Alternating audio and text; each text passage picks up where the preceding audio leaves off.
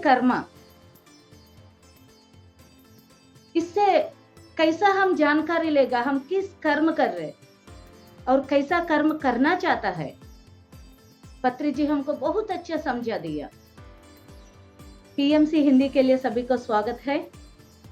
आज हम 11 days, 11 masters, 11 concepts, इस प्रोग्राम में आज का कॉन्सेप्ट है पत्री जी का कर्म सिद्धांत।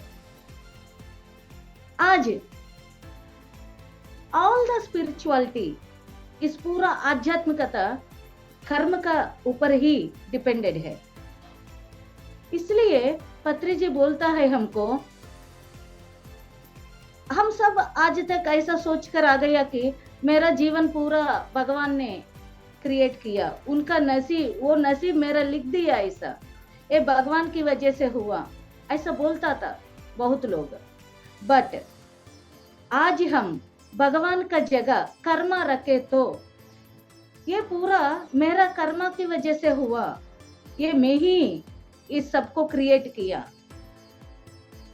यही बात को लॉ ऑफ कर्मा बोलता था पत्री जी। आज हम देखेगा ये कर्मा क्या है,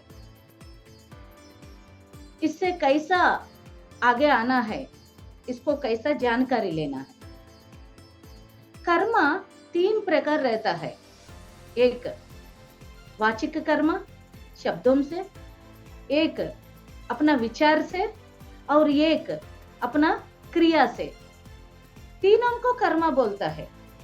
इसी को बोलता है मनसा वाचा कर्मणा। मतलब हमारा शब्दों, हमारा सोच, हमारा क्रिया को भी एक्शन टू रिएक्शन है, एक्शन टू रिएक्शन। और हम कैसा कैसा एक्शन करता है उसी का रिएक्शन हम लेना पड़ता है, इसी को कर्मा बोलता है। ठीक है। और इसमें से, इस तीनों में से हम कैसा कैसा कर्मा कर रहे, मतलब फिर इधर 2 प्रकार का कर्मा रहता है दोस्तों। एक तो नकारात्मक कर्मा, एक तो सकारात्मक कर्मा। 2 ही प्रकार कर्मा।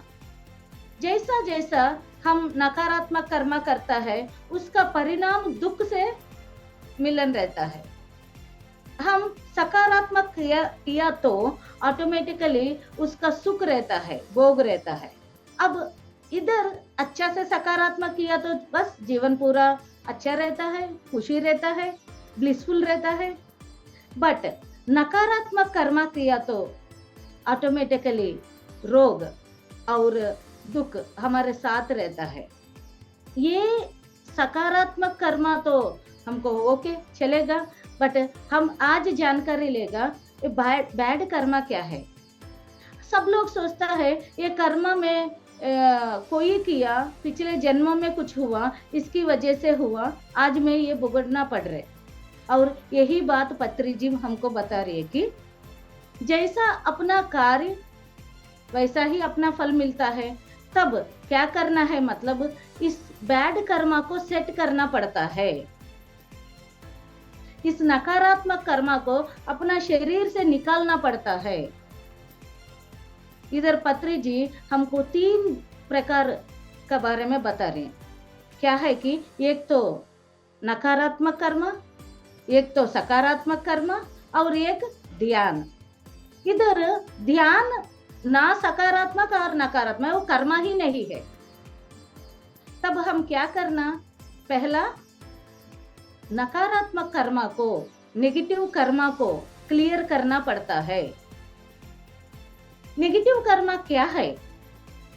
जानवर को मारना,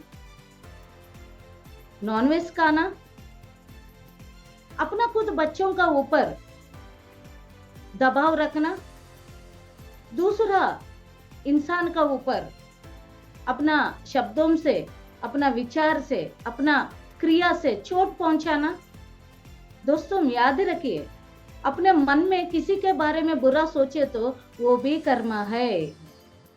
अपने शब्दों से दूसरों को गाली दे रही है, दूसरों को ये शब्द एक मंत्र है, दूसरों को भलाई के लिए है।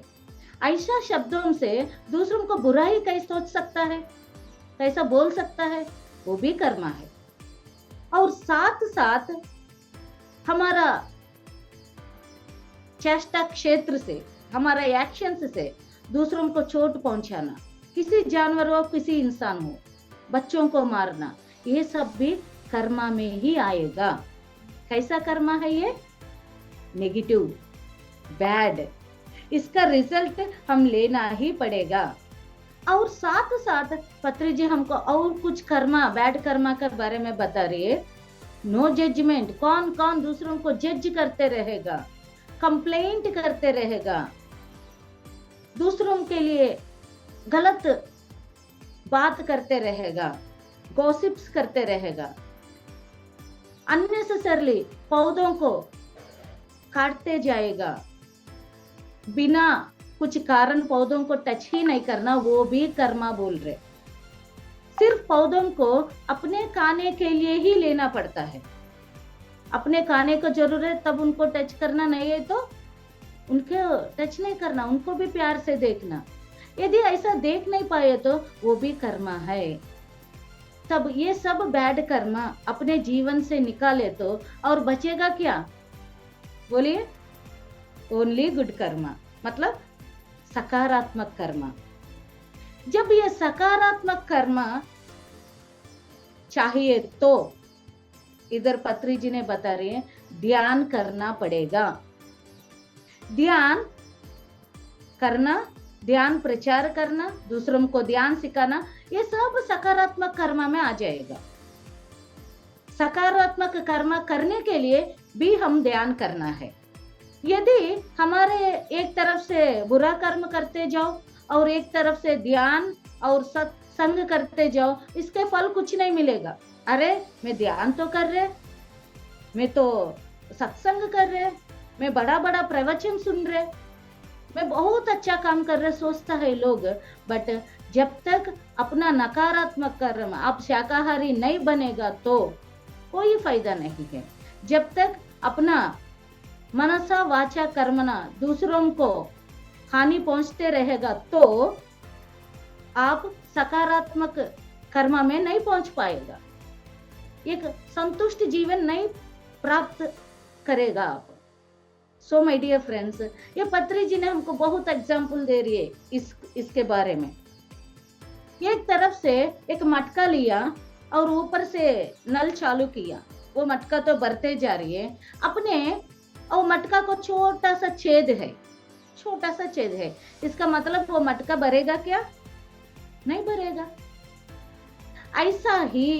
ऐसा ही अपना बैड कर्म वो छेद जैसा है, जब तक वो बंद नहीं करेगा वो मटका भरेगा नहीं।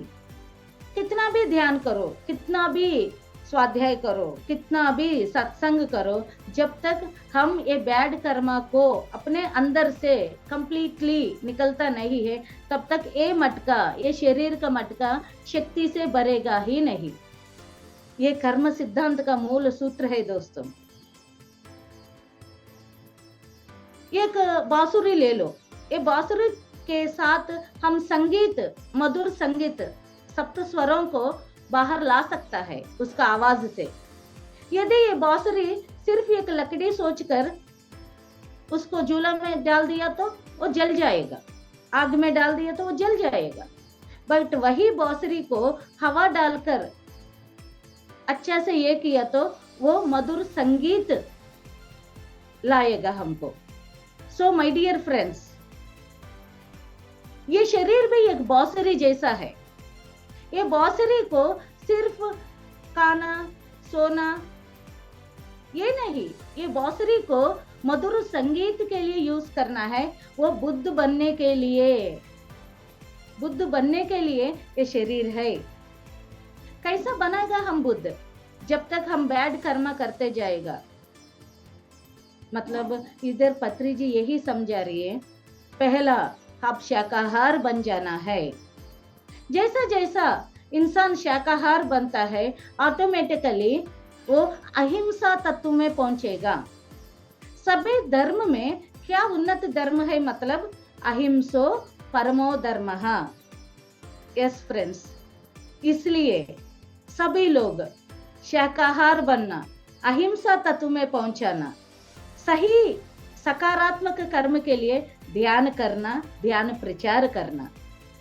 माय डियर फ्रेंड्स, पत्री जी का जन्मदिन का अपना तरफ से क्या गिफ्ट है, मतलब अहिंसा तत्व में पहुंचाना, लॉ ऑफ कर्मा के बारे में समझना, वैसा जीना, इसी गिफ्ट हम पत्री जी को खास देने का है। Thank you.